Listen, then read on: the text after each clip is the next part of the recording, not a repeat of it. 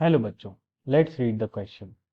The question says 70 calories of heat is required to raise the temperature of 2 moles of an ideal gas at constant pressure from 30 degrees C to 35 degrees C.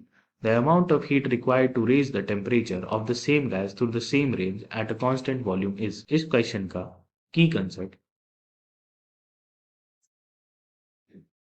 Formula of heat at constant pressure and at constant volume.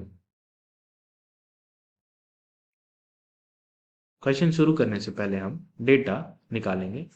Q at constant pressure हमें दिया हुआ है 70 calories.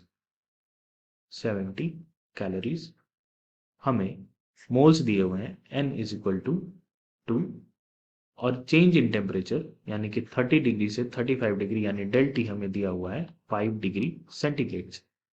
अब हम अपना question शुरू करते हैं।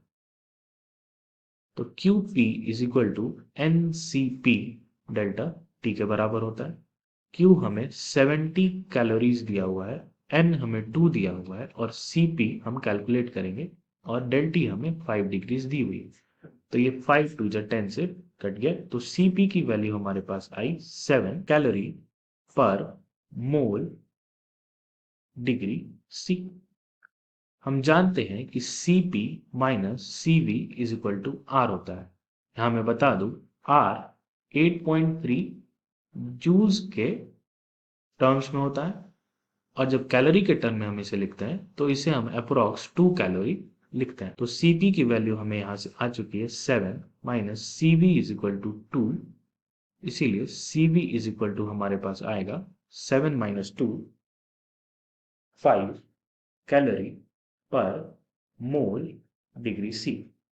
अब हम सेफली लिख सकते हैं the amount of heat required to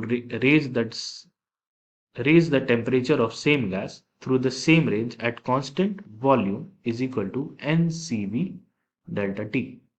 तो N की वैल्यू हमें 2 दी हुई है, CV हमने निकाला 5 एंड डेल T हमें 5 दिया हुआ है।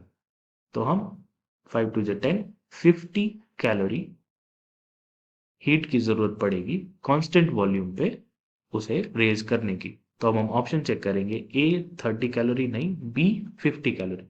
तो इस क्वेश्चन का सही आंसर होगा B 50 calories. Hope you understood it well. Best of luck.